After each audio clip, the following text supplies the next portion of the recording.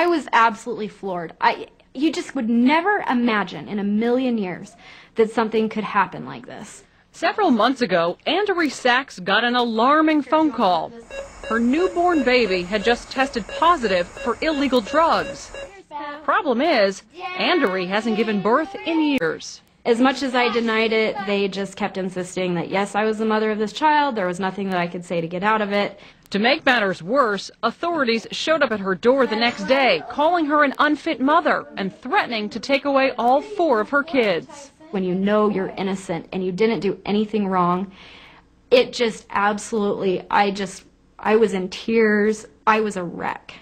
Turns out, Andrea was the victim of medical ID theft. Someone had stolen her driver's license, walked into a hospital, and had a baby, leaving Andrea with a $10,000 bill and a fight to clear her name. Do you think it's a big problem? It's a huge problem. Chris Dorn is a fraud expert with Ingenix, a company that tracks medical ID theft cases. He says victims have more worries than just fraudulent doctor bills. Your medical records can also be altered, with the crook's information substituted for your own. Inadvertently, your blood type can be changed, your medications that you're on that can be changed, your underlying medical conditions can be changed. Which can be life-threatening. Certainly. That's a scary thought. It is. To crack down on the problem, some hospitals like this one outside Hartford, Connecticut, are now asking patients for proof of identification. Could I get a driver's license or a photo ID and insurance card?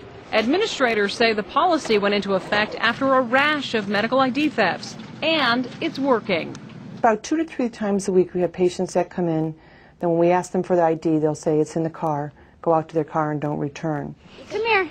Andrea Sachs says her fraud case wreaked havoc on her life. She had to take a DNA test to prove she wasn't the mother of the drug-addicted baby, and she fears the long-term damage that may have been done to her medical records.